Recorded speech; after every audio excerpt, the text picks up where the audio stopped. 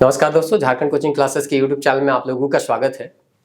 JPSC mains का syllabus यदि हम लोग देखें तो उसमें मेडिवल हिस्ट्री के अंतर्गत टोटल 8 टॉपिक दिए गए, जिसमें से 4 टॉपिक हम लोग कंप्लीट कर चुके हैं। बाकी के 4 टॉपिक जो है उसको भी हम प्रयास करें जल्द से जल्द कंप्लीट करवा दिया जाए। आज का हम लोगों का 5वां टॉपिक है जो कि संबंधित है सूफी आंदोलन से। और सूफी आंदोलन न केवल जेपीएससी मेंस के दृष्टिकोण से महत्वपूर्ण है, बल्कि अदर वनडे जो एग्जाम होता है उसके दृष्टिकोण से भी आप देखिए तो काफी महत्वपूर्ण टॉपिक है सूफी आंदोलन। इसी से संबंधित है एक भक्ति आंदोलन। तो भक्ति आंदोलन और सूफी आंदोलन से काफी ज्यादा प्रश्न एमसीक्यू के रूप में आपको देखने को मिल जाएंगे और इसीलिए इस टॉपिक को आपको बहुत अच्छे से समझना चाहिए। अगर आप वनडे एग्जाम का भी तैयारी कर रहे हैं तो भी इस वीडियो को यहां तक अगर पहुंच गए हैं तो आपको देखना चाहिए, क्योंकि सूफी आंदोलन को बहुत ही सीक्वेंस वाइज यहां पे हम आपको बताने का प्रयास करेंगे ताकि किसी तरह का कोई भी दुविधा आपको ना रहे। सीक्वेंस वाइज चीजों को हम यहाँ पे कलेक्ट किए हैं अलग अलग किताबों से, एनसीईआरटी और अदर ऑथेंटिक बुक से, और आपको यहाँ पे हम समझाने का प्रयास करेंगे।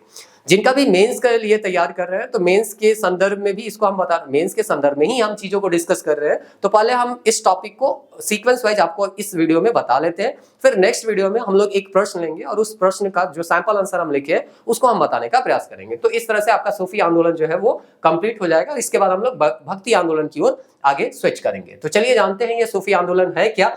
तो यहाँ एनसीईआरटी का हम स्क्रीनशॉट यहाँ पे लिए हैं। एनसीईआरटी का ये जो स्क्रीनशॉट फर्स्ट में आपको दिख रहा है ये आपके पृष्ठभूमि लिखने में सहायता करेगा। बहुत ही अच्छा यहाँ पे लिखा गया है, बहुत कम शब्दों में बहुत सारे चीजों को यहाँ पे कंपाइल किया गया है, उसको आप देखने का प्रयास कीजिए। देखिए बोलता है, इस्लाम की आरंभिक शताब्दियों में धार्मिक और राजनीतिक संस्था के रूप में खिलाफत की बढ़ती विषय शक्ति के विरुद्ध आध्यात्मिक लोगों का रहस्यवाद और वैराग्य की ओर झुकाव बढ़ा, इन्हें सूफी कहा जाने लगा। तो अगर आप डिफाइन कीजिएगा कि सूफी आंदोलन क्या है, सूफी किसको कहते हैं, तो उसके लिए यहाँ पे एनसीईआरटी में काफी सारे फैक्ट दिए गए। तो आपको एक संस्था के बारे में बताया गया था, खिलाफत संस्था। जब हम लोग मेडिवल हिस्ट्री शुरुआती कर रहे थे उस समय आपको बताया गया था इस्लाम का उदय, और उसमें बताया गया था कि पैगंबर मोहम्मद जी का जब देहांत होगा 632 ईस्वी में, उसके बाद इस्लाम को आगे बढ़ाने के लिए एक संस्था का निर्माण किया जाता है जिसका नाम होता है खिलाफत, और इसी के जो प्रमुख होते हैं उसको हम लोग खलीफा के नाम से जानते हैं। तो यहाँ पे बोला जा रहा है कि आरंभिक शताब्दियों में, शुरुआती समय में धार्मिक और राजनीतिक संस्था के रूप में जो खिलाफत संस्था बनी, उसकी बढ़ती विषय शक्ति के विरुद्ध यहाँ पे आध्यात्मिक लोगों का रहस्यवाद और वैराग्य की ओर क्या होता है, झुकाव बढ़ता है। जैसे आप भक्ति मूवमेंट में भी देखिए, जो कर्म कांड के विरुद्ध बहुत ही आसान तरीके से ईश्वर को कैसे प्राप्त किया जाए या ईश्वर से कैसे जुड़ा जाए, वो जो तरीका बताया जाएगा भक्ति आंदोलन में, कुछ उसी तरह से यहाँ पे इस्लाम में भी बहुत ज्यादा कर्म कांड बढ़ जाएगा। तो उसके विरुद्ध में एक जो है आपको सूफी मत देखने को मिलेगा, जिसमें रहस्यवाद और वैराग्य, ईश्वर क्या है, गुरु क्या है, कैसे जीवन जीना चाहिए, इनके बारे में यहाँ पे आपको देखने को मिलेगा। वैराग्य भी देखने को मिलेगा, मतलब दुनिया से मोह माया जो है उसको कैसे, है ना, जैसे हम लोग मोक्ष के बारे में पढ़ते हैं कि कैसे मोह से बचा जाए, उस सब के बारे में भी आपको यहाँ पे देखने को मिलेगा। आगे यहाँ पे बोलता है कि इन लोगों ने रूढ़िवादी परिभाषाओं और धर्माचार्यों द्वारा दी गई कुरान और सुन्ना के बौद्धिक व्याख्या की आलोचना की। तो देखिए, जो रूढ़िवादी है और जो बहुत ज्यादा कर्मकांडी है, जिससे लोगों को बहुत ज्यादा परेशानी हो रहा था, उन सब चीजों को ये क्या करेंगे, आलोचना करेंगे। तो उसी को यहाँ पे लिखा हुआ है कि बोलता है, रूढ़िवादी परिभाषाओं तथा धर्माचार्यों द्वारा, जो खलीफा होंगे या जो भी बड़े बड़े धर्मगुरु होंगे, उनके द्वारा जो कुरान या सुन्ना के बौद्धिक व्याख्या की उन लोगों ने क्या की, आलोचना की इन लोगों ने, तो ये सूफी संतों ने। इसके विपरीत उन्होंने मुक्ति के प्राप्ति के लिए ईश्वर की भक्ति और उनके आदेशों का पालन पर बल दिया। तो यहाँ पे भी आप देखिएगा, भक्ति आंदोलन में भी क्या है, ज्ञान मार्गी है, भक्ति मार्गी है। तो उसमें भक्ति मार्ग, जैसे मीराबाई जो है अपने आप को पूरा कृष्ण को सौंप देती है, तो उसी तरह से यहाँ पे बोला जाता है ईश्वर की भक्ति और उन आदेशों का पालन पर बल दिया गया। उन्होंने पैगंबर मोहम्मद को इंसान एक कामिल बताते हुए उनका अनुसरण करने की सीख दी। सूफियों ने कुरान की व्याख्या अपने निजी अनुभवों के आधार पर किया। तो इस तरह से यहाँ पे जो भी उनका निजी अनुभव रहा था सूफी संतों का, उसके आधार पे जो कुरान में लिखा गया उनका वो व्याख्या करते हैं। और दूसरा चीज यहाँ पे बोलते हैं, पैगंबर मोहम्मद को वो इंसान एक कामिल बताते हैं और उनका अनुसरण करने के लिए कहते हैं कि उनका जीवन जो है या उनका जो उपदेश है उनके आधार पे अपने जीवन को जीना चाहिए, इसके लिए प्रेरित करते हैं सूफी संत। तो इस तरह से आप इसको इंट्रोडक्शन के तरह लिख सकते हैं, या है ना, यहाँ पे आपको जब सूफी मत के बारे में कुछ लिखना हो तो शुरुआत में इसको आप पृष्ठभूमि में लिख सकते हैं। काफी सारा चीज जो है आपको यहाँ पे देखने को मिल जाएगा। एक और चीज है जो कि आप इंट्रोडक्शन में लिख सकते हैं, सूफीवाद या सूफी शब्द जो है उसका क्या मतलब है और ये कहाँ से निकला, उसके बारे में भी एनसीईआरटी में दिया गया है। बोलता है, सूफीवाद 19वीं शताब्दी में मुद्रित एक अंग्रेजी शब्द है। तो ये जो सूफीवाद है वो अंग्रेजी शब्द है ये बताया जा रहा है और ये एनसीईआरटी में दिया जा रहा है।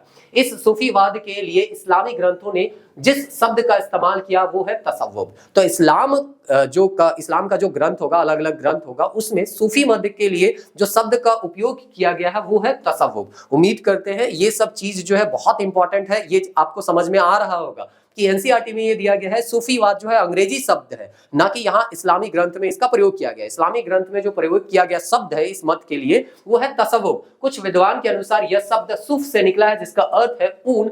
यह उस खुरदरे ऊनी कपड़े की ओर इशारा करता है जिसे सूफी संत पहनते थे। तो इसका मतलब कुछ लोग निकालते हैं कि ऊन होता है जिसको वो लोग पहनते थे। अन्य विद्वान इस शब्द की उत्पत्ति शफा से मानते हैं, जिसका अर्थ होता है शाह। यह भी संभव है कि यह शब्द सफा से निकला हो, जो पैगंबर की मस्जिद के बाहर एक चबूतरा था।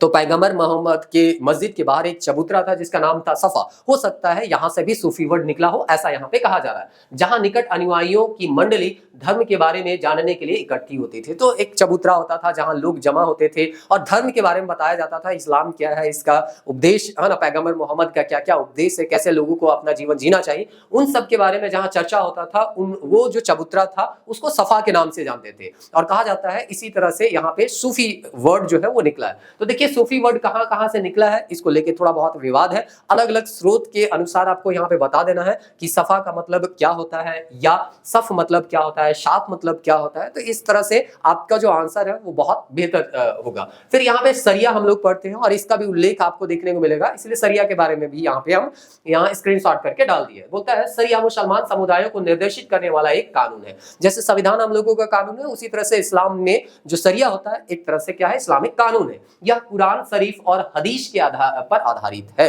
तो ये जो है वो किस पे आधारित है, तो जो कुरान है उन पे आधारित है और हदीस है उन पे आधारित है ये शरिया। हदीस का अर्थ है पैगंबर साहब से जुड़े परंपराएं, जिनके अंतर्गत उनके स्मृत शब्द क्रियाकलाप भी आते हैं। तो हदीस में क्या दिया गया है, तो पैगंबर मोहम्मद से जुड़ी जो भी परंपराएं हैं जिनके अंतर्गत उनके स्मृत शब्द, उनके द्वारा बताया गया जो शब्द है या जो क्रियाकलाप है, उसके आधार पे यहाँ पे हदीस को क्या किया गया है, लिखा गया है।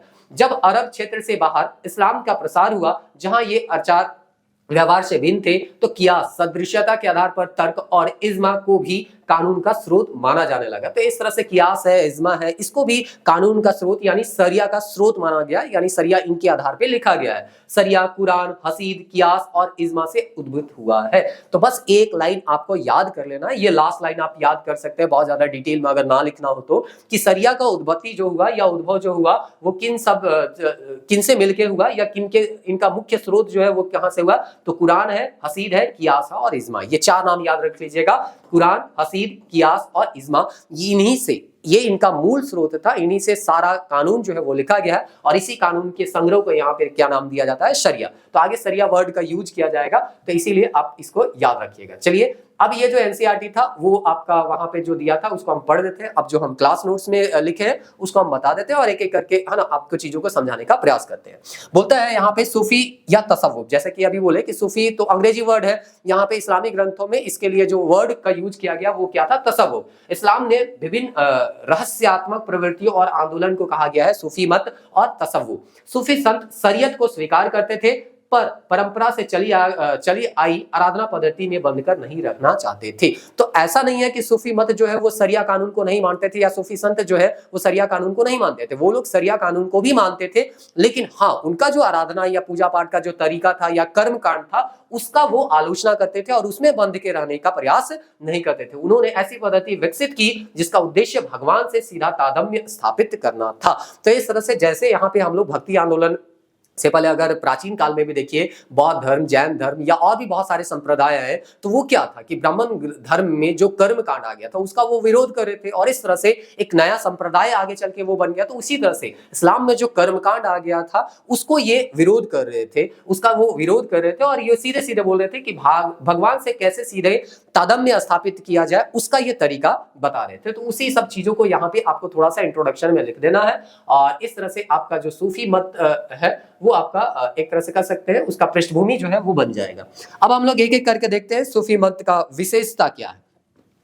हर मत का या हर एक तरह से कह सकते हैं पंथ का अपना अपना विशेषता होता है। तो इसका विशेषता क्या है उसको एक एक करके हम लोग यहाँ पे देखते हैं ताकि लिखने में आपको थोड़ा बहुत सुविधा हो जाए। तो बोलता है भारत और उसके बाहर कई सूफी मत या सिलसिले विकसित हुए, प्रत्येक मत की अपनी एक खास विशेषता होती थी। तो कोई भी मत है, यहाँ पे हम लोग भी देखते हैं बौद्ध मत है, जैन मत है, है ना, शैव है, वैष्णव है, तो उस तरह से सबका अपना अपना कुछ ना कुछ विशेषता होता है। तो इसमें भी अलग अलग जो सूफी मत थे या सिलसिले थे उसका अपना अपना विशेषता था, पर सूफी संत या मतों में कुछ समान विशेषताएं भी थी जो निम्न है। तो इस तरह से हर सिलसिला में, हर मत में कुछ ना कुछ डिफरेंस होगा, लेकिन फिर भी इन सब डिफरेंस होने के बावजूद कुछ ऐसी बातें होंगी जो सब में समान होंगी। तो वो समान बात क्या था उसको हम लोग यहाँ पे देख लेंगे, और फिर जो डिफरेंट डिफरेंट होगा वो तो अलग अलग सूफी मत हम लोग जब पढ़ेंगे, सूरावदी में क्या है, चिश्ती सिलसिला में क्या है, वो अलग अलग हम लोग जब पढ़ेंगे तो वहां पे देख लेंगे। तो कॉमन क्या था सभी, है ना, सूफी संप्रदाय में क्या कॉमन था उसको एक एक करके देख लेते हैं। इनमें से कुछ स्टेटमेंट को आप याद करने का प्रयास कीजिएगा,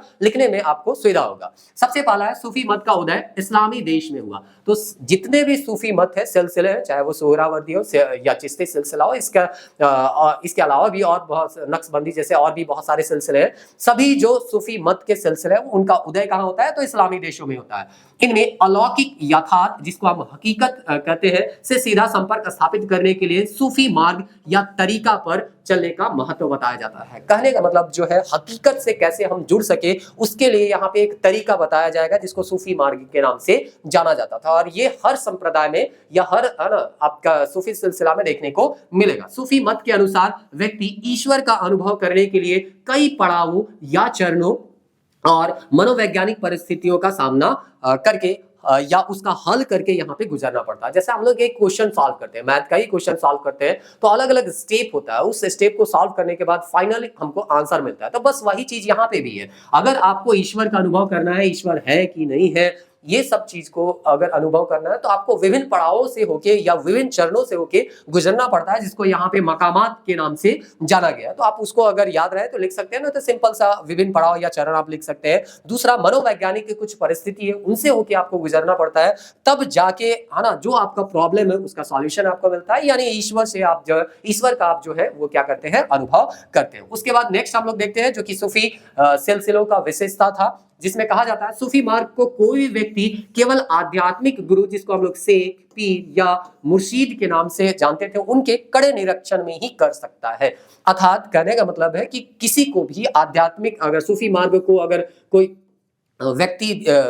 भी व्यक्ति केवल आध्यात्मिक गुरु के माध्यम से ही, कड़े निरीक्षण से ही क्या कर सकता है, पार कर सकता है। तो इस तरह से देखिए, सूफी का मार्ग है ईश्वर से आपको तादात्म्य स्थापित करना है, तो उस ईश्वर तक पहुंचना या ईश्वर को अनुभव करने के लिए आपको एक गुरु की आवश्यकता होती है। तो वो गुरु जो है उसको शेख, पीर या मुर्शीद के नाम से हम लोग क्या करते हैं, यहाँ पे जानते हैं। मतलब बिना गुरु के आप ईश्वर को भी प्राप्त नहीं कर सकते, इसीलिए यहाँ पे कहा जाता है कि ईश्वर से भी पहले जो है वो गुरु का स्थान रखा गया। तो इस तरह से यहाँ पे बोलता है शेख, पीर या मुर्शीद का दर्जा वही हो सकता है जिन्होंने सफलतापूर्वक इस मार्ग को तय कर लिया हो और ईश्वर से सीधा संवाद स्थापित कर लिया हो। तो गुरु बनने के लायक कौन है? वे लोग जो कि सूफी मत के मार्ग को ऑलरेडी कंप्लीट कर चुके हैं और ईश्वर से सीधे सीधे तादात्म्य स्थापित कर चुके हैं। तो इस तरह से यहाँ पे जो शेख है या पीर है या मुर्शीद है, उनका क्या विशेषता है या क्या क्वालिटी है, वो चीज आपको यहाँ पे देखने को मिला। उसके बाद जो शिष्य, जिसको हम लोग मुरीद कहते हैं, यहाँ पे मुर्शीद है, यहाँ पे मुरीद है।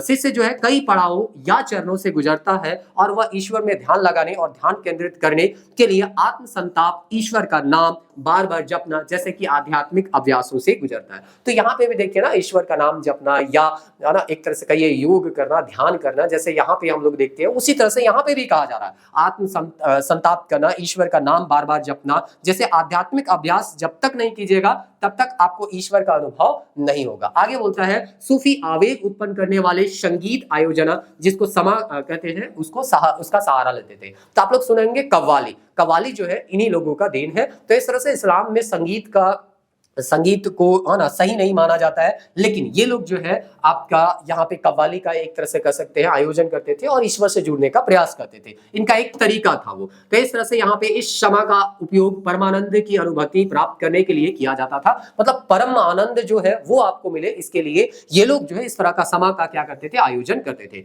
कुछ सूफी मत कुछ खास किस्म के संगीत आयोजन या क्षमा को मंजूरी नहीं देते। तो ठीक है, कुछ किस्म अलग अलग यहाँ पे कव्वाली का प्रकार होगा या गीत का प्रकार होगा, तो किसी को मान्यता मिला होगा, किसी को मान्यता नहीं मिला होगा। तो इस तरह से उलेमा जो होते थे वो इस प्रथा के तो बिल्कुल खिलाफ थे, जैसे कि बोला गया इस्लाम में संगीत के खिलाफ है, तो खिलाफ वहां पे है ना कहा गया है या उनको आलोचना किया गया। तो इस तरह से उलेमा जो थे यानी कि धर्म गुरु जो थे वो तो बिल्कुल इस समा के क्या थे, खिलाफ थे। तो इस तरह से यहाँ पे आगे कहा गया इनका और क्या विशेषता, एक दो और देख लेते हैं। सूफी मत अनेक सिलसिलों में विभक्त था, सभी सिलसिले अपने संस्थापक के नाम पे आधारित थे, जैसे सुहरावर्दी, कादरी और चिश्ती। तो एक एक करके हम लोग यहाँ पे देखेंगे, जो भी अपना अपना मत लेके, यानी एक कह सकते हैं गुरु होगा, गुरु के बहुत सारे अनुयायी होंगे, तो एक गुरु के यहाँ पे जितने भी अनुयायी हैं वो सभी जो है एक सिलसिले के कहलाएंगे। एक तरह से यहाँ पे ये बोलना चाह रहा है। दूसरा है एक सूफी गुरु उसके शिष्यों को मिलाकर एक सिलसिले का निर्माण होता है, ये बता दिए। सूफी मत की गतिविधियों का केंद्र जो है एक आश्रम जिसको खानका है। मोहम्मद बिन तुगलक जब देवगिरी अपना राजधानी ले गया था तो वहां पे क्या बनवाया था, खानका बनवाया गया था, जिसमें एक गुरु होते थे और उनके शिष्य होते थे। यहाँ पीर अपने शिष्यों से आध्यात्मिक शिक्षा दिया करता था और पीर की ख्याति और प्रतिष्ठा यहाँ पे प्रतिष्ठा पर खानका की लोकप्रिय आधारित है। तो अभी भी देखिए ना कि जो गुरु जो होते हैं फेमस होते हैं तो उसके शिष्य भी बहुत ज्यादा होते थे। उसी तरह से यहाँ पे भी जो भी अपने बातों को सही तरीके से समझा पाएगा उनके शिष्यों की संख्या क्या होंगी, ज्यादा होंगी। और उन खानकाओं में शिष्यों का संख्या जो है या लोगों का संख्या जो है ज्यादा है। और इसी में से कुछ जो है वो बहुत ज्यादा फेमस हो जाएंगे जो कि अभी तक जो है वो मौजूद आपको दिखाई देंगे। जो पीर जितना ज्यादा प्रतिष्ठित होता था उनके खानका में शिष्यों की संख्या उतनी ही अधिक होती थी। तो ये सब कॉमन बात है, ये सब याद करने वाला कुछ ऐसा है नहीं। इन खानकाओं को दान और वृत्ति भी मिला करते थे। तो कोई जो है राजा के संपर्क में होता था तो उसको दान वगैरह मिलता था, अगर राजा के संपर्क में नहीं है तो दूसरे तरीके से इनको दान वगैरह मिलता था। तो ये मुख्य मुख्य इनकी विशेषताएं थी। इनको उम्मीद करते हैं आप थोड़ा बहुत याद रख लीजिएगा कि इस्लामी देश में इनका उदय हुआ, हकीकत से जुड़ने का एक सूफी मार्ग होता था, जिससे है ना अगर ईश्वर का अनुभव करना है तो विभिन्न पड़ावों से होकर आपको गुजरना पड़ता है, विभिन्न चरणों से होकर गुजरना पड़ता है। और इन चरणों से गुजरने के लिए कौन सहायता करते हैं, तो गुरु करते हैं, जिसको शेख पीर या मुर्शीद के नाम से हम लोग जानते हैं। तो इस तरह से शेख पीर या मुर्शीद कौन बन सकते हैं, तो जो खुद इस सूफी मार्ग को क्या कर चुके हैं, पार कर चुके हैं और ईश्वर से तादात्म्य स्थापित कर चुके हैं। फिर दूसरा है मुरीद जो है कई पड़ावों से होकर ईश्वर को प्राप्त करता है या उसका अनुभव करता है, ये दिया गया है। दूसरा चीज है ये ईश्वर से तादात्म्य स्थापित करने के लिए समा का आयोजन करते थे, जिसका उलेमा वर्ग जो है वो एक तरह से कहिए विरोध करते थे। और इस तरह से लास्ट स्टेटमेंट दिया गया है कि यहाँ पे सूफी मत चूंकि अलग अलग गुरु का अलग अलग मत होगा, थोड़ा थोड़ा डिफरेंस होगा, तो इसीलिए यहाँ पे कई सिलसिले बन गए। तो एक गुरु के कई शिष्य होते थे, इन सब शिष्यों के समूहों से ही एक सिलसिला का निर्माण हुआ, जिसमें कुछ एग्जांपल दिया है आपका चिश्ती सिलसिला, सोहरावर्दी और कादरी, जिसमें चिश्ती और सोहरावर्दी को हम लोग डिटेल में पढ़ेंगे, बाकी जो है वो डिटेल में हम लोग उतना नहीं पढ़ेंगे। तो इस तरह से यहाँ पे विशेषता देख लिए। अब हम लोग यहाँ पे देख लेते हैं सूफी आंदोलन का विकास, कि कैसे सूफी आंदोलन जो है उसका विकास होता है, डेवलपमेंट होता है। इतना फेमस हो गया तो इसका कुछ तो डेवलपमेंट का चरण होगा। तो 3 चरणों में हम इसके डेवलपमेंट को समझने का प्रयास करेंगे। पहला 10वीं शताब्दी तक, उसके बाद यहाँ पे 10वीं से 12वीं और फिर यहाँ पे आपका 13वीं शताब्दी तक हम लोग देखेंगे कि ये जो है पूरा स्थापित हो चुका था। अपना प्रभुत्व जो है सब जगह पूरे भारत में एक तरह से कर सकते हैं, खासकर उत्तर भारत में तो ये जमा ही चुका था। तो चलिए इसका विकास को हम लोग यहाँ पे देखने का प्रयास करते हैं कि कैसे कैसे ये जो है वो डेवलपमेंट यहाँ पे डेवलप करता है। तो सबसे पहले यहाँ पे दिया गया है कि इस्लामी देशों में सूफी मान्यताओं का विकास जो हुआ वो है 7वीं से 13वीं शताब्दी के बीच, और इसी को 3 चरण में बांटा गया, 7वीं से 10वीं, 10वीं से 12वीं और 12वीं से 13वीं। इस काल में इस्लामी देशों के विकसित सूफी मत को 3 प्रमुख चरणों में विभक्त किया गया। आरंभिक चरण जो है वो 10वीं शताब्दी तक है। यहाँ पे हम नहीं लिखे हैं, जैसे कि आप आंसर लिखिएगा तो एक ही जगह लिख दीजिएगा कि यहाँ पे 10वीं से फिर 12वीं और 12वीं से फिर क्या है 13वीं, और तीनों चरण लिखने के बाद फिर एक एक करके आपको तीनों को एक्सप्लेन कर देना है। तो सबसे पहले यहाँ पे आरंभिक चरण देख लेते हैं, उसके बाद जो है हम लोग दूसरा चरण देखेंगे, फिर तीसरा चरण देखेंगे। बस दिमाग में इतना कॉन्सेप्ट रखिएगा, पहली बार जो होता है वो शुरुआती चीज होता है, तो बहुत ज्यादा उसका संगठन वगैरह नहीं होगा, कुछ लोग ही उससे जुड़े हुए होंगे, धीरे धीरे लोग उनसे जुड़ने लगेंगे, उनका संगठन बनने लगेगा। तो इस तरह से दूसरे और तीसरे चरण में जाएंगे, और दूसरे तीसरे चरण जाते जाते आपको कई सारे ग्रंथ जो है वो देखने को मिल जाएंगे, क्योंकि यहाँ पे शुरुआती चरण तो वैसा कोई ग्रंथ वगैरह लिखा नहीं जाएगा, लेकिन आप दूसरा तीसरा चरण जाते जाते आप देखिएगा बहुत सारे सूफी ग्रंथ जो है आपको मिलने लग जाएंगे, क्योंकि उनका एक तरह से कहिए पकड़ जो है वो बहुत ज्यादा हो जाता है और फैलाव जो है वो भी बहुत ज्यादा हो जाता है। तो चलिए आरंभिक चरण को यहाँ पे समझेंगे और आरंभिक चरण को दिमाग में रखिएगा। ये शुरुआती चरण है तो ये जो है अपने शुरुआती चरण में ही दिखेगा। बहुत इसका जो एक तरह से कहिए उद्भव वगैरह हम थोड़ा बहुत जानेंगे और कहां कहां कौन कौन सूफी एक तरह से कहिए संत थे जो इनके शुरुआती चरणों से जुड़े थे, उनको हमको यहाँ पे याद रखना है। तो आरंभिक दौर में सूफियों ने कुरान के आयतों का रहस्यवाद, रहस्यात्मक अर्थ की देने की कोशिश की। अब अभी आपको देखिए कि यहाँ पे ये सूफी आंदोलन आया क्यों, क्योंकि यहाँ इस्लाम में कुछ जो है उलेमाओं का कट्टरपंथी एक तरह से विचार था, उसके खिलाफ ये आया है कि बहुत ही आसानी से कैसे एक गुरु जो है वो शिष्य को ईश्वर से जोड़ सकता है या उससे तादात्म्य स्थापित करवा सकता है, उसका ये एक तरीका था। यानी एक शब्द में हम कहें तो कर्म कांड के विरुद्ध ये सूफी आंदोलन चलाया गया था। तो उसी चीज को यहाँ पे बोला जा रहा है कि कुरान में जो यहाँ पे रहस्यात्मक अर्थ है, ईश्वर है कि नहीं, ईश्वर को कैसे प्राप्त किया जा सकता है, ईश्वर को प्राप्त करने के लिए हम लोग क्या क्या कर सकते हैं, ये सारा चीज जो भी रहस्य था उस रहस्य को ये दूर करने का प्रयास करते हैं और उसको समझने का प्रयास करते हैं। कुरान में उल्लेखित सद्गुणों जैसे कि पश्चाताप, तौबा, परहेज, संन्यास, गरीबी, ईश्वर में विश्वास आदि को उन्होंने गुण व्याख्या की। यहाँ पे हर चीज को वो एक्सप्लेन करते हैं कि यहाँ पे पश्चाताप क्या होता है, परहेज क्या होता है, किस चीज से हमको परहेज करना चाहिए, संन्यास क्या है, गरीबी क्या है, ईश्वर में विश्वास किया जाए या ना किया जाए, इन सब के बारे में वो व्याख्या किए, एक्सप्लेन किए और लोगों को समझाने का यहाँ पे प्रयास कर रहे होंगे। लेकिन शुरुआती में बहुत ज्यादा लोगों को नहीं समझाएंगे, खुद ही अपने आप को समझ, पहले तो गुरु बन जाए ना, उसके बाद शिष्यों को वो क्या करेगा, जोड़ेगा। तो आरंभिक चरणों में बहुत सारे शिष्य को यहाँ पे जोड़ा नहीं जाता है। हाँ, दूसरा और तीसरा चरण देखिए, इनका शिष्यों का संख्या जो है वो बढ़ते जाएगा।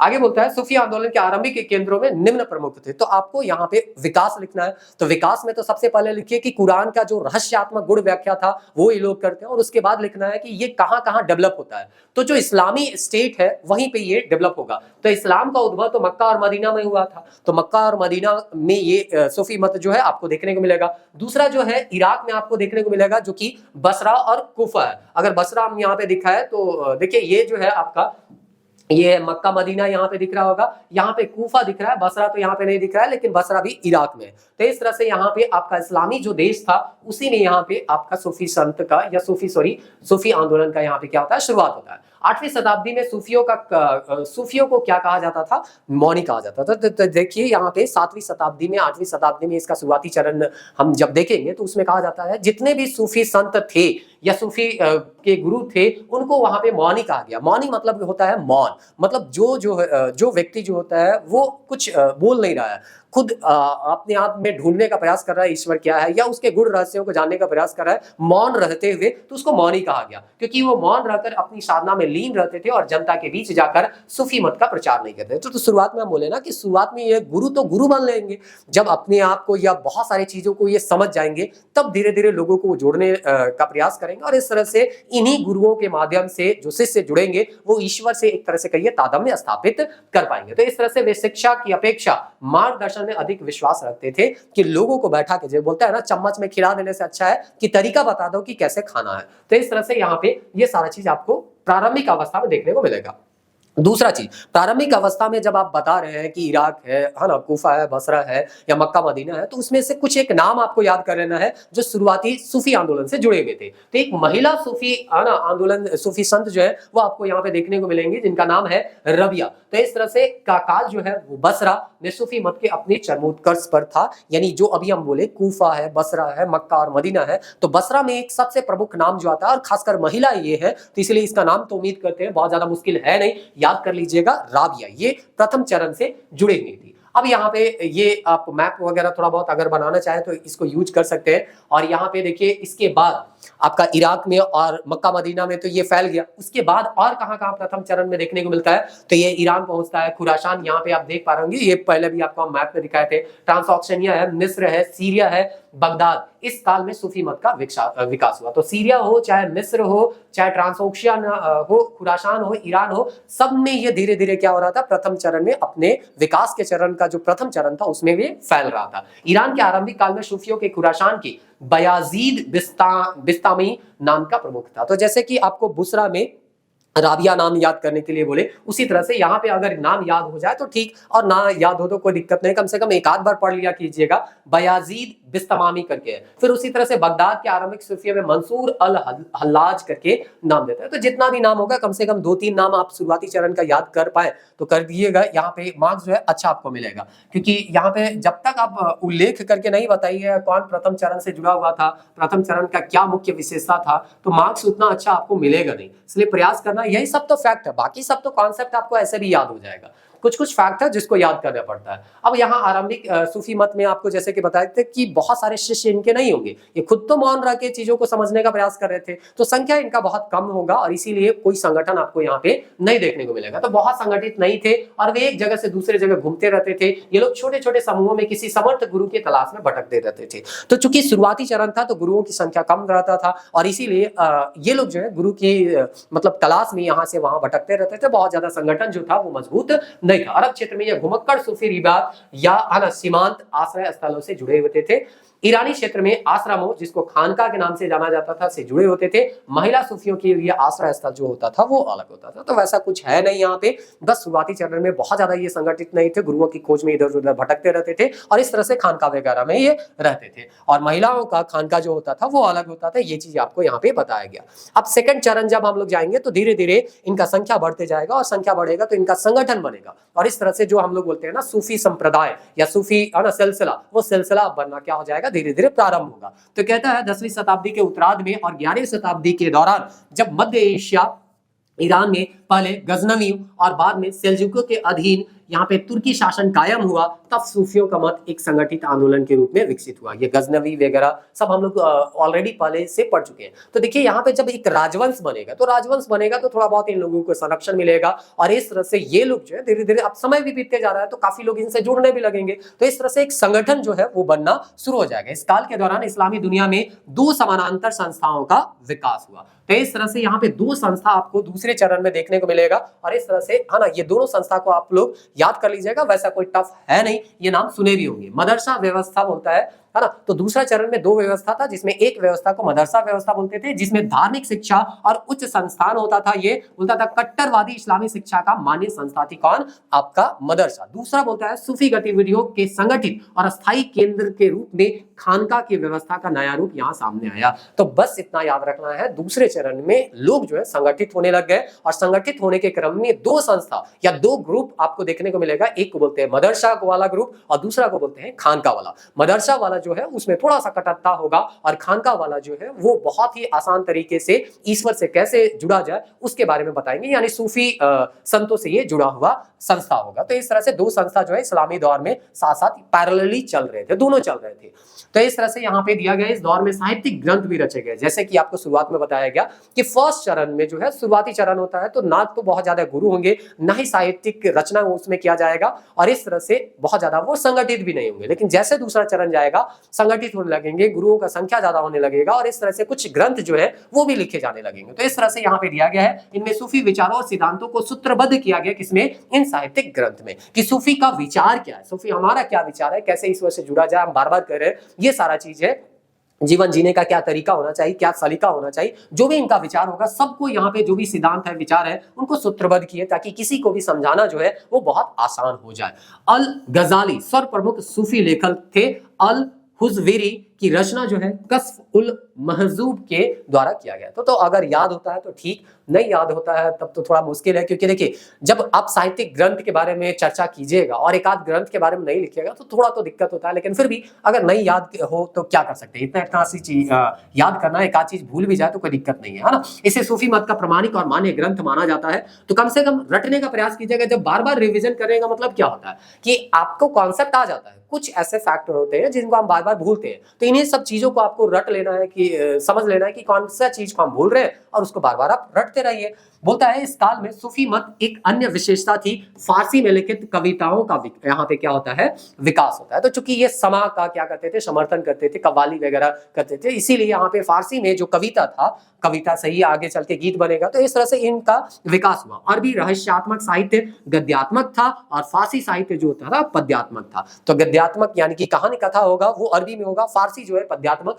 यानी गीत कविता जो है पद्य के रूप में आपको यहाँ पे देखने को मिलेगा। 12वीं 13वीं शताब्दी के दौरान फारसी भाषा में लिखित वर्णनात्मक कविताएं, जिसको मसनवी कहते थे, अपने चरमोत्कर्ष पर पहुंच गया। तो इस तरह से 12वीं से 13वीं शताब्दी में जो फारसी भाषा में इस तरह की वर्णनात्मक कविताएं थी, यानी एक लाइन में आप याद कर लीजिएगा, जो कविता था या पद था जो फारसी भाषा से संबंधित था, वो 12वीं 13वीं शताब्दी में चरमोत्कर्ष पे होता है, यानी कि बहुत ज्यादा ये फेमस हो जाता है। तो इस तरह से यहाँ पे हम लोग दूसरा चरण देख रहे हैं। दूसरा चरण का लास्ट लाइन जो है उसको हम लोग देख लेते हैं और इस तरह से दूसरा चरण जो है वो आपका समाप्त हो जाएगा। बोलता है फरीरुद्दीन अत्तार और जलालुद्दीन रूमी इसके प्रमुख प्रतिपादक थे, ऐसा करके दिया है। तो ठीक है, सब नाम तो याद करना मुश्किल है, लेकिन जो इंपॉर्टेंट नाम है वो कम से कम याद करने का प्रयास कीजिएगा।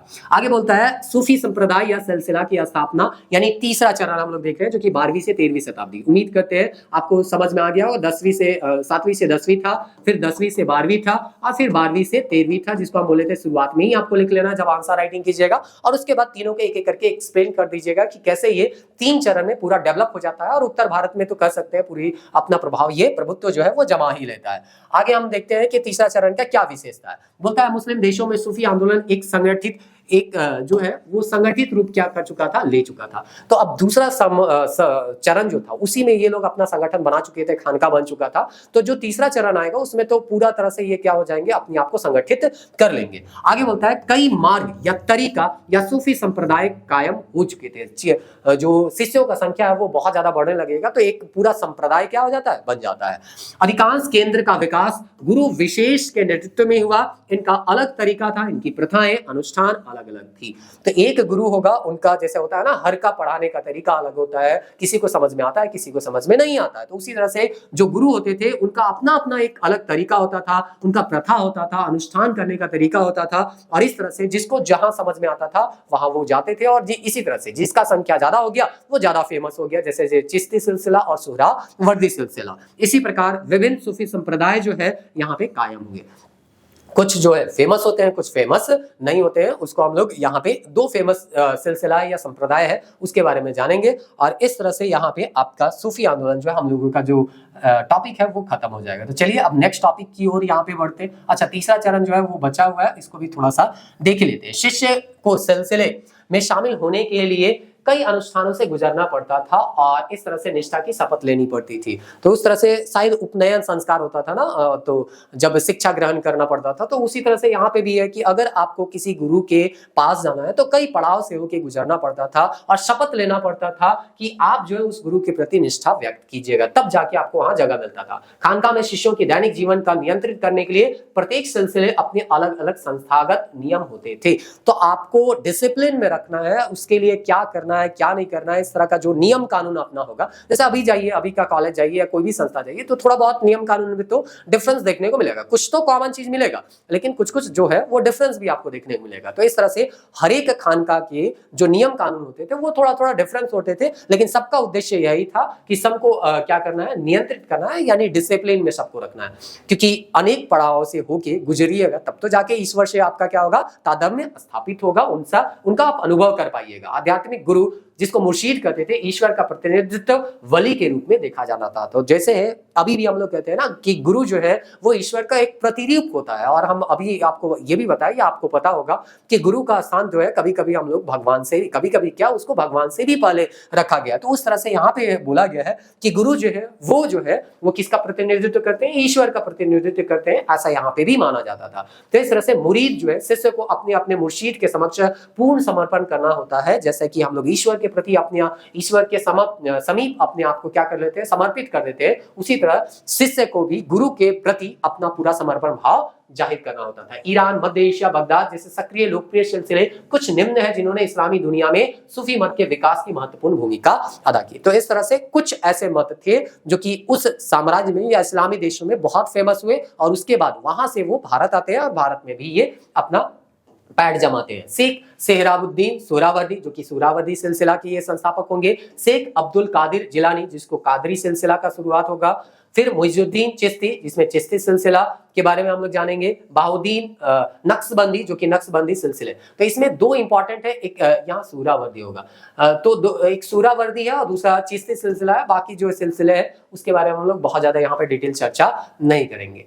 अब इसका अंत करते हैं विकास का चरण का और देखते हैं कि क्या है। इन सिलसिलों में दीक्षित सूफी अपने अपने देश या देशों जैसे कि भारत में उनकी शाखाएं स्थापित करने लगे। तो कोई भी चीज फेमस होता है तो उसका ब्रांच होते आ रहता है ना, कि अगर हम अपने क्षेत्र में फेमस हो गए तो हम चाहते हैं दूसरे क्षेत्र में भी जाएं और अपने मतों का प्रचार करें। तो उसी तरह से यहाँ पे भी कोई भी सूफी संत अगर अपने या सूफी संप्रदाय जो है अपने क्षेत्र में फेमस हो जाता है तो वो जो है अपना कुछ शिष्य को दूसरे जगह भेजेगा और इस तरह से अपना मत का वो क्या करेगा, प्रचार करेगा। तो इस तरह से ये लोग भारत पहुंचते हैं। सनय सनय वे शाखाएं अलग और स्वतंत्र सूफी मत के रूप में विकसित हुई और इनकी विशेषताएं प्रवृत्ति भी अलग हो गई। तो होता है ना कि कभी कभी हम लोग देखते हैं कि बौद्ध धर्म बना था, लेकिन बौद्ध धर्म से कई संप्रदाय बन गए। हीनयान महायान तो शुरुआती था, वैभाषिक था, सौतांत्रिक था, आपका शून्यवाद था, योगाचार्य था। इस तरह से आगे चलते चलते बोलता है 18 से ज्यादा संप्रदाय में पूरा बौद्ध धर्म क्या हो गया, बढ़ गया। तो उसी तरह यहाँ पे भी होता था। सूफी संत जो थे एक सिलसिला होता था, लेकिन धीरे धीरे जब इनका ब्रांच निकलते गया तो जैसे जैसे ये दूर करते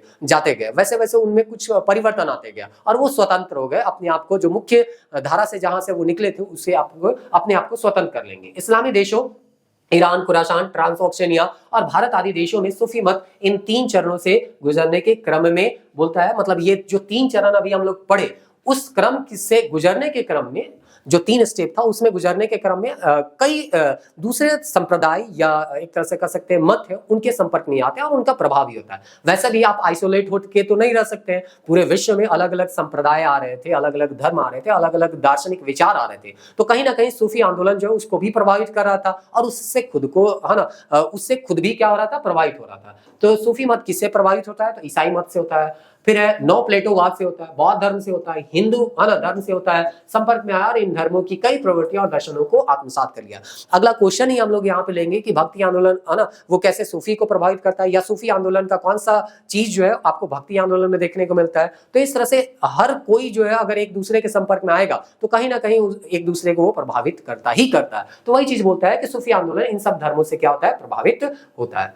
चलिए, तो विकास का हम लोग 3 चरण जो है वो देख लिए। अब यहाँ पे कुछ सिलसिले जो है वो महत्वपूर्ण सिलसिले जिसमें सूरावर्दी और चिश्ती सिलसिला है उसके बारे में देख लेते हैं और हम लोग जो है यहाँ पे इस वीडियो को समाप्त करेंगे।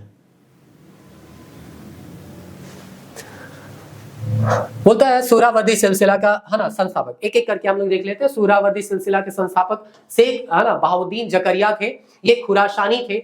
शेख शहाबुद्दीन सूरावर्दी के शिष्य थे, बस इतना याद रखना है, शेख बहाउद्दीन जकरिया। अब एक एक करके सिलसिला हम लोग पढ़ रहे हैं ना, तो ध्यान रखिएगा। तो इस तरह से यहाँ पे एक शिष्य, जैसे कि हम लोग बोले ना इस्लाम में वो क्या होगा, उद्भव होगा, उसके बाद अलग अलग देश में ये अपना शाखा भेजेंगे और उस तरह से वो अपने आप को स्वतंत्र भी कर लेते हैं कभी कभी। तो शेख शहाबुद्दीन सूरावर्दी थे, उनके 2 शिष्य थे। एक शिष्य सूरावर्दी सिलसिला का स्थापना करेगा, जो कि स्थापना करेगा बोलते हैं, स्थापना तो शेख शहाबुद्दीन सूरावर्दी ही किए थे। एक जो है आपका मुल्तान में आके रहेंगे और दूसरा जो है वो बंगाल में चले जाएंगे। तो पहला वाला काम नाम पढ़ लेते हैं जिसका नाम था शेख बहाउद्दीन जकारिया। बोलते हैं जिन्होंने बगदाद में इस सिलसिला का शुरुआत की और इसके बाद इसके आदेश से ही जकारिया भारत में है। तो शुरुआत से बस इतना कॉन्सेप्ट रखना है कि बगदाद में कौन किया, तो जो है ना स्थापना करेगा शुरुआत में उसी के नाम पे उस सिलसिला का नाम रखा जाता था। तो नाम है शेख शहाबुद्दीन सूरावर्दी और इसीलिए इसी के नाम पे एक सिलसिला का नाम रखा गया जिसको हम लोग सूरावर्दी सिलसिला बोलते हैं। अब इसी गुरु का 2 शिष्य होगा, बहुत इंपॉर्टेंट, बहुत टैलेंटेड होगा। तो एक को वो भेज देगा मुल्तान और एक को भेज देगा भारत ही भेजा तो एक बंगाल चला जाएगा। तो इस तरह से पहला जो मुल्तान में आके रहता है या पंजाब, सिंध और मुल्तान में, उसका जो नाम था शेख बहाउद्दीन जकरिया। इसका नाम तो आपको याद करना ही करना होगा क्योंकि नाम याद नहीं कीजिएगा तो आगे इसके बारे में लिखिएगा कैसे, इसलिए 1-2 नाम आपको याद करना ही पड़ेगा, कोई दूसरा उपाय है नहीं। इनकी गतिविधियों का केंद्र जो था वो कहां था, मुल्तान, सिंध, जो कि पाकिस्तान में पड़ता है। इन्होंने मुल्तान में जिस खानका की स्थापना की उनकी गिनती भारत में स्थापित आरंभिक खानकाओं में होती थी। आपको बताया गया कि खानका क्या होते थे, सूफी संत होते थे और उनके शिष्य होते थे जिसमें वो अपने मत के बारे में अपने शिष्यों को अवगत कराते थे। तो इस तरह से सबसे पुराने खानकाओं में एक खानका माना जाता है कहां, मुल्तान और सिंध का, जो कि किसके द्वारा स्थापित किया गया, शेख बहाउद्दीन जकारिया द्वारा। इल्तुतमिश तथा मुल्तान के शासक कुबाचा के बीच संघर्ष में जकारिया ने खुलेआम आलोचना किया कुबाचा का, और कुबाचा के पतन के बाद इल्तुतमिश ने बहाउद्दीन जकारिया को खिताब प्रदान की।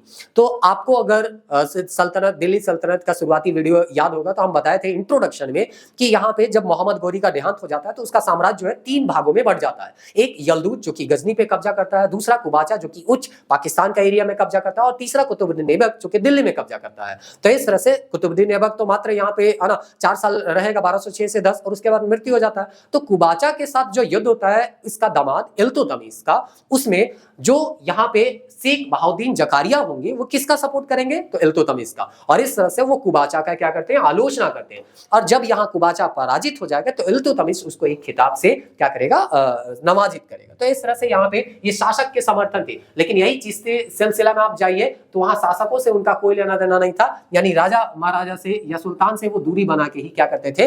रखते थे। अभी भी देखिए है ना, कोई जो कवि होते थे वो सरकार के पक्ष में गाना गाते हैं और दूसरे कवि जो होते हैं सरकार के विरोध में गाते हैं। तो ये हमेशा से रहा है। शेख उल इस्लाम, इस्लाम का प्रमुख विद्वान इसको कहा गया, और अनुदान की व्याख्या व्यवस्था की गई। तो इस तरह से यहाँ पे इनको जो इल्तुतमिश का ये सहायता मतलब तारीफ की, उसके बजाय इनको या उनके लिए इनको क्या दिया गया? एक उपाधि। कौन सा उपाधि? शेख उल इस्लाम का, यानी इस्लाम का प्रमुख विद्वान कहा गया। और दूसरा, इनको सरकार से कुछ अनुदान मिलता है। तो अभी भी देख लीजिए सरकार का जो चाटुकारी करते हैं उनको कुछ ना कुछ है ना मिलता ही रहता है, अवार्ड वगैरह। और जो सरकार का आलोचना करते हैं उनको जेल मिलता है, उनको भी एक तरह का अवार्ड ही मिलता है जेल जाने के, है ना। चलिए, समकालीन चिश्ती संतों के विपरीत इन्होंने व्यवहारिक नीति अपनाई और काफी संपत्ति इकट्ठित की। अभी हम लोग जस्ट इसके बाद चिश्ती सिलसिला के बारे में पढ़ेंगे, जिसमें हम लोग देखेंगे वो सुल्तानों से संपर्क नहीं रखा करते थे, ठीक ना। तो इसके विपरीत ये सुल्तान से संपर्क रखा किए और काफी सारा धन संपत्ति इन्होंने इकट्ठा किया। इन्होंने राज्य का संरक्षण स्वीकार किया और शासक वर्ग का अपना संबंध बनाए रखे। बाद में इस संप्रदाय ने कई स्वतंत्र शाखाओं का जन्म हुआ। इनमें से कुछ जो है बेशर अवैध संप्रदाय भी कहा जाता है। तो इस तरह से यहाँ पे आपका कई संप्रदाय से निकल जाएंगे जिसको अवैध संप्रदाय कहा गया, और उसके लिए एक शब्द का प्रयोग किया गया बेसर, याद रखिएगा। उसके बाद दूसरा नाम जो आता है वो आता है शेख साहबुद्दीन, अच्छा नहीं यही है ना, शेख साहबुद्दीन सुहरावर्दी सिलसिला के प्रचार प्रसार के लिए और भी लोगों को भारत भेजा। हाँ ठीक है, दूसरा नाम के बारे में बताया जा रहा है, शेख जलालुद्दीन तबरेजी। तो इस तरह से दूसरा नाम जो आता है शेख जलालुद्दीन तबरेजी। तो पहला व्यक्ति जो थे वो तो आपका मुल्तान में यहाँ पे है ना रुक गए, और उनका नाम यहाँ पे देखिएगा तो उनका नाम क्या दिया गया है? शेख बहाउद्दीन जकारिया। तो जकारिया जो थे वो मुल्तान में हो गए, और दूसरा जो यहाँ पे व्यक्ति यहाँ पे आए जिनका नाम था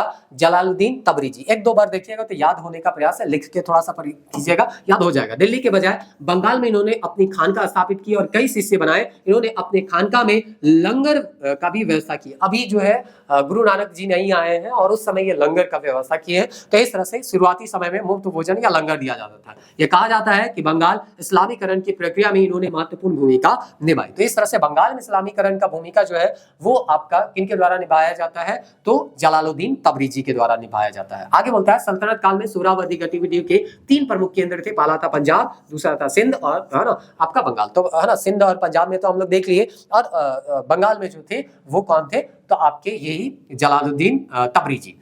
आगे यहाँ पे दिया है, विद्वान की आम राय यह है कि सुहरावर्दी सूफियों ने हिंदू को इस्लाम धर्म में अपनाने को प्रेरित किया और इसमें शासक वर्ग की सहायता मिली। तो इस तरह से शासक का ये समर्थन थे, तो हिंदुओं को इस्लाम में कन्वर्ट करने का ये प्रयास कर रहे थे, ऐसा यहाँ पे कहा जा रहा है। इस दृष्टि से सुहरावर्दी और चिश्ती सूफियों में भी जमीन आसमान का फर्क था, क्योंकि चिश्ती सूफियों ने अपनी शिक्षा के माध्यम से धर्म परिवर्तन करना चाहा। तो इस तरह से अगर आपको हमारे विचार पसंद आते तब आप आइए, ऐसा कोई जोर जबरदस्ती नहीं था। तो इस तरह से चिश्ती सिलसिला और सुहरावर्दी में ये बेसिक थोड़ा सा आपको डिफरेंस देखने को मिलेगा। अब हम लोग देखिए सबसे महत्वपूर्ण, या भारत में एक तरह से कह सकते हैं सबसे महत्वपूर्ण सिलसिलों में एक नाम आता है चिश्ती सिलसिला। तो इस चिश्ती सिलसिला के बारे में हम लोग क्या करते हैं जानते हैं। चलिए 18 मिनट अभी बाकी है, 18 मिनट में उम्मीद करते हैं खत्म कर देंगे, 1 घंटा होने में।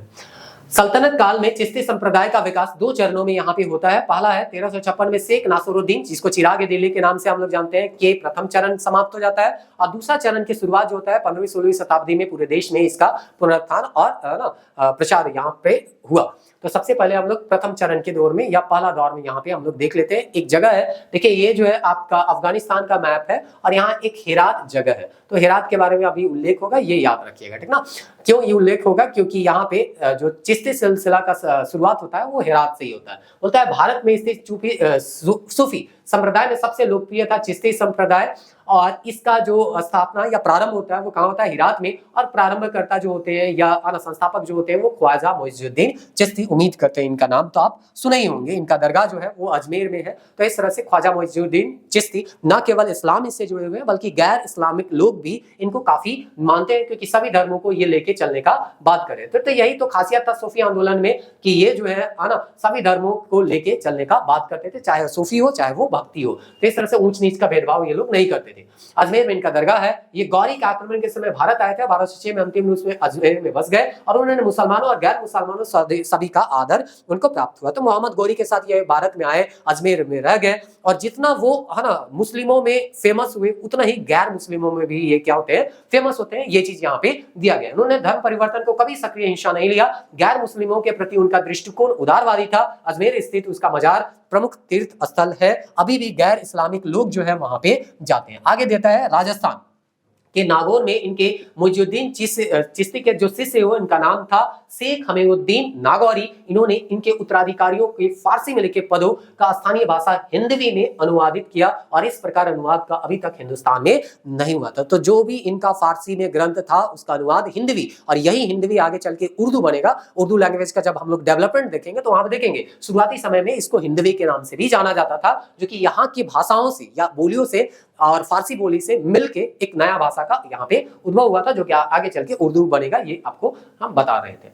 तो दिल्ली में चिश्ती के शिष्य थे ख्वाजा कुतुबुद्दीन बख्तियार काकी। इनका उत्तराधिकारी बना ख्वाजा फरीदुद्दीन मसूद, जिसको गज शंकर के नाम से भी क्या करते हैं? जानते थे। इस तरह से दिल्ली में यहाँ पे अजमेर का तो वो हम लोग देख लिए। उसके बाद राजस्थान में भी हम लोग देख लिए कि राजस्थान में है ना नागौर में इनके एक शिष्य थे जिसका नाम था शेख हमीउद्दीन नागौरी। तो इस तरह से बस याद रख लेना है कौन अजमेर में फेमस था, कौन नागौर में फेमस था, कौन दिल्ली में आया। और ख्वाजा कुतुबुद्दीन बख्तियार काकी आपको पता होगा, जो हम लोगों का ये कुतुबुद्दीन ऐबक जो है यहाँ पे ये क्या एक टावर का बनाते हैं, उसका नाम भूल रहे हैं।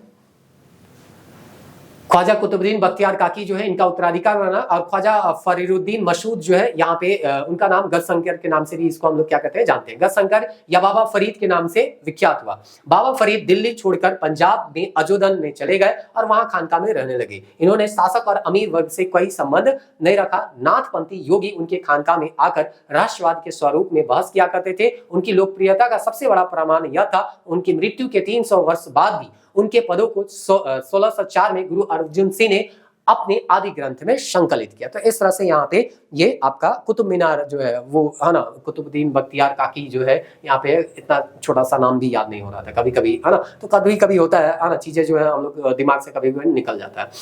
चलिए, पाक पाटन में स्थित उनका मजार है ना एक तीर्थ स्थल है। तो किनका मजार? तो इसको गज शंकर या बाबा फरीद कहते थे। किसको? ख्वाजा फरीदुद्दीन मसूद को कहते हैं। तो बाबा फरीदुद्दीन मसूद जो दिल्ली में फेमस थे गज शंकर के नाम से या बाबा फरीद के नाम से जाना जाता था। तो ये जो है पंजाब में अजोदन में चले गए और नाथपंथी योगी जो थे उनके संपर्क में आए, और इस तरह से यहाँ पे गुरु अर्जुन देव उनको इनकी लोकप्रियता को बताने के लिए बोल रहा है कि ख्वाजा फरीदुद्दीन या बाबा फरीद जो है इतना फेमस हुए कि जब गुरु अर्जुन देव आदि ग्रंथ लिखेंगे तो उनमें इनके जो पदों हैं या इनके विचार जो है उनको यहाँ पे स्थान ये देते हैं। और इस तरह से यहाँ पे आपका बाबा फरीद का यहाँ पे क्या है? ये मकबरा है। बाबा फरीद का उत्तराधिकारी बना आपका निजामुद्दीन औलिया, और निजामुद्दीन औलिया का नाम तो आप लोग जरूर सुने होंगे क्योंकि बहुत फेमस ये सूफी संत हुए। चलिए, अब हम लोग देख लेते हैं इन्होंने दिल्ली में चिश्ती संप्रदाय का केंद्र बनाया। कौन? निजामुद्दीन औलिया। इसके समकालीन इतिहासकार थे जियाउद्दीन बर्नी और अमीर खुसरो ने 13वीं शताब्दी में उत्तरार्ध और 14वीं शताब्दी के पूर्वार्ध में उत्तर भारत के सामाजिक और धार्मिक जीवन में उनके महत्व को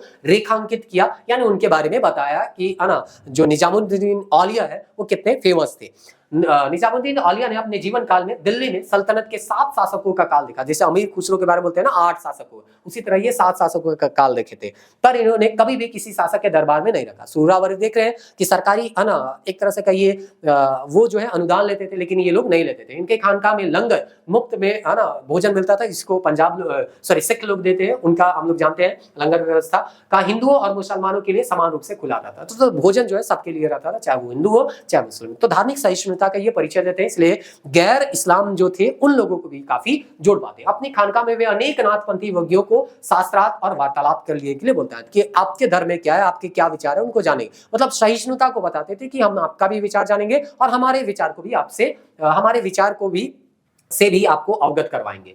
योग के कई अभ्यासों पर उनकी पकड़ थी और योग उन्हें सिद्ध कहा करते थे। औलिया परम शिष्य थे किसके? अमीर खुसरो के। वही अमीर खुसरो जो कि अलाउद्दीन खिलजी के काल में भी से संबंधित था। चित्तौड़ किला के बारे में उल्लेख भी किया है। इनके उत्तराधिकारियों ने देश में विभिन्न भागों में चिश्ती संप्रदाय का प्रचार प्रसार किया। अमीर हसन सिज्जी इनकी शिक्षा और वार्तालाप संकलित है, फवयाद उल फुआद करके है। दिल्ली में औलिया के प्रमुख खलीफा और उत्तराधिकारी कौन हुए? शेख बुरहानुद्दीन गरीब। मोहम्मद बिन तुगलक ने इन्हें दक्कन जाने को मजबूर किया। हम लोग बोले थे ना कि दौलताबाद गया था, तो बहुत सारे सूफी संत को जाने के लिए वहां पे मजबूर किए थे। तो उसी दौरान ये दौलताबाद चले गए और हम लोग बताए थे ये भी कि बहुत सारे सूफी संत जो है वापस नहीं आएंगे और इससे बहमनी साम्राज्य जो 1347 में बनेगा उसको वहां पे फायदा होगा, ना कि दिल्ली सल्तनत को। तो इस तरह से दक्षिण में इनका पकड़ हो गया। तो दौलताबाद को अपना केंद्र बनाया, वहां चिश्ती संप्रदाय का प्रचार प्रसार किया। शेख नासरुद्दीन महमूद जो आता है उनके बारे में कहा जाता है इन्हें चिरागे दिल्ली कहा गया। और इस तरह से इन्होंने, इनके शिष्य ने चिश्ती संप्रदाय के उन प्रथाओं को छोड़ दिया जो कट्टरपंथी इस्लाम के साथ टकराती थी। तो कट्टरपंथी जैसे समा वगैरह होता था ना, कि इस तरह के और भी कुछ होंगे जो कि कट्टरपंथी इस्लाम के काफी ये खिलाफ थे, तो उस तरह के चीजों को ये छोड़ दिया। मतलब उनका विरोध का सामना ये करना नहीं चाह रहे थे। दूसरी तरफ उन्होंने उलेमा से अनुरोध किया कि चिश्ती संप्रदाय के प्रमुख समा के प्रति उनका कड़ा रुख जो है नरम कर ले। तो इस तरह से समा के खिलाफ थोड़ा सा रुख जो है नरम कर लीजिए। कव्वाली तो हम लोगों का फेमस है ईश्वर से जुड़ने का, तो उसको कम से कम विरोध न कीजिए, इस तरह से ये कह रहे थे। इनके मृत्यु के बाद प्रथम चरण जो होता है वो समाप्त हो जाता है। 2 चरण में हम इसका विकास देख रहे थे, तो इस तरह से प्रथम चरण जो है यहाँ पे आपका समाप्त हो जा रहा है। अब हम लोग यहाँ पे देखते हैं दूसरा चरण। तो दूसरा यहाँ शेख नासरुद्दीन की मृत्यु के बाद ना सिलसिले का पतन आरंभ हुआ। दिल्ली से बिखर कर यह विभिन्न क्षेत्रीय राज्यों में फैल गया। यहीं से चिश्ती सिलसिला के इतिहास का दूसरा दौर शुरू होता है। 13वीं शताब्दी के उत्तरार्ध में ही सूफी दक्कन की ओर जाने लगे। दक्कन में चिश्ती संप्रदाय के नींव डाला गया शेख बुरहानुद्दीन गरीब द्वारा, जो कि मोहम्मद बिन तुगलक के काल से संबंधित है। बाद में कई सूफी सिस्ती बहमनी राज्य की राजधानी में गुलबर्गा में जाकर बस गए। तो इस तरह से हम बोलेंगे ना कि बोले थे कि 1347 के बाद या आपका जब बहमनी साम्राज्य बनेगा तो वहां कई सूफी संत वहां पे रहेंगे और अपना दक्षिण भारत में या महाराष्ट्र में एक तरह से कह सकते हैं इसका पूरा आपका एक तरह से कहिए फैलाव होगा। गुलबर्गा में इन सूफियों ने दरबार में अपना रिश्ता कायम किया और राज्य संरक्षण स्वीकार किया। इस प्रकार शासक वर्ग के प्रति चिश्ती संप्रदाय के रवैये में परिवर्तन आ गया। तो शुरुआती में अभी हम लोग देखे कि वो जो है शासक वर्ग के संपर्क नहीं रखना चाहते थे, लेकिन जैसे ही यह दक्षिण भारत जाते हैं तो बहमनी साम्राज्य से के जो शासक थे उनसे इनका संपर्क किया और अपना जो एक तरीका था या जो इनका उद्देश्य था कि हम या एक तरीका था कि हम सुल्तान से नहीं जोड़ेंगे, वो तरीका से ये छोड़ दिए, है ना। मोहम्मद बंदा नवाज करके इन चिश्तियों में प्रमुख थे। 1422 में बहमनी राज्य की राजधानी गुलबर्गा से बदलकर बीदर हो गई। इस कारण दी गुलबर्गा में चिश्ती संप्रदाय का पतन हो गया। तो इस तरह से यहाँ पे राजधानी परिवर्तन हो गया, ये पतन हो गया। चलिए थोड़ा सा ये बाकी है, कंप्लीट कर देते हैं। उत्तर भारत में चिश्ती संप्रदाय का पुनरुत्थान हुआ 15वीं शताब्दी के उत्तरार्ध में। 16वीं शताब्दी के पूर्वार्ध में चिश्ती संप्रदाय की 3 शाखाएं उभर कर सामने आई, नागौरी, शादिरी और निजामी। तो इस तरह से यहाँ पे ये सारा चीज आपका दिया गया था। 2 महत्वपूर्ण संप्रदाय के बारे में हम लोग देख लिए। 9 मिनट बाकी है, तो चलिए इन बाकी संप्रदाय को भी थोड़ा थोड़ा देख लेते हैं, कम से कम बेसिक आपको आइडिया हो जाएगा। पहला है फिरदौसी, सरफुद्दीन याहिया मनहरी सिलसिला है ना, यहाँ पे दिया गया है। सूरावर्दी की ही एक शाखा थी। इनकी स्थापना 14वीं शताब्दी में बिहार की राजगीर में हुई। फिर कादरी अब्दुल कादिर जिलानी, स्थापना इसका बगदाद में हुआ। 14वीं शताब्दी में संप्रदाय भारत आया और पंजाब, सिंध और दक्कन को अपना केंद्र बनाया। कादरी का दृष्टिकोण कट्टरपंथी था। राज्य की सहायता स्वीकार की। यह संप्रदाय शहर में केंद्रित था और इसका उद्देश्य गैर इस्लामी प्रभाव से ग्रस्त भारतीय मुसलमानों की धार्मिक जिंदगी में सुधार लाना था। अगला है सतारी सिलसिला, शेख अब्दुल्ला सतारी इसके एक तरह से प्रवर्तक थे। 15वीं शताब्दी में भारत स्थापना होता है। यह भी एक कट्टरपंथी संप्रदाय या बंगाल, जौनपुर, दक्कन में केंद्रित थे। इन्होंने राज्य संरक्षण स्वीकार किया। फिर है कलंदरी, इनमें से कई प्रकार के घुमंतु फकीर शामिल थे जो सामान्य सामाजिक व्यवहारों का पालन नहीं करते थे। ये निंदनीय माने जाते थे और ये इस्लामी कानून को नहीं मानते थे। इनका कोई आध्यात्मिक गुरु या संगठन नहीं था। लास्ट में है ऋषि संप्रदाय, शेख नरुद्दीन वली। 15वीं-16वीं शताब्दी के दौरान कश्मीर में यह संप्रदाय स्थापित हुआ। ऋषि संप्रदाय मूलतः स्वदेशी था या कश्मीर के ग्रामीण परिवेशों में फला फूला और इसने 15वीं-16वीं शताब्दी के दौरान लोगों के धार्मिक जीवन को प्रभावित किया। इसने कश्मीर की लोकप्रियता लोकप्रिय शाय भक्ति परंपरा की भी प्रेरणा प्राप्त की। उसके बाद यहाँ पे दिया गया है एनसीईआरटी में कुछ क्लास 12 में कि शेख मोइनुद्दीन चिश्ती 1235 में इनका मृत्यु होता है। दरगाह जो है अजमेर में है। ख्वाजा कुतुबुद्दीन बख्तियार काकी दिल्ली में है इनका दरगाह। कब इनका मृत्यु हुआ उससे कोई लेना देना नहीं है। शेख फरीरुद्दीन गजशंकर अजोदन पाकिस्तान में है। शेख निजामुद्दीन औलिया दिल्ली में है और शेख नासरुद्दीन चिराग दिल्ली, इसका भी दिल्ली में आपका दरगाह है। तो ये वन लाइनर जो है उसके लिए आपका एमसीक्यू के लिए याद कर लीजिएगा कहाँ किसका दरगाह है। तो इस तरह से हम लोग जो है सूफी मत समाप्त कर लिए। नेक्स्ट वीडियो में हम लोग इससे रिलेटेड एक प्रश्न को डिस्कस करेंगे और उसके बाद हम लोग भक्ति आंदोलन के बारे में जानेंगे। वीडियो देखने के लिए बहुत बहुत धन्यवाद।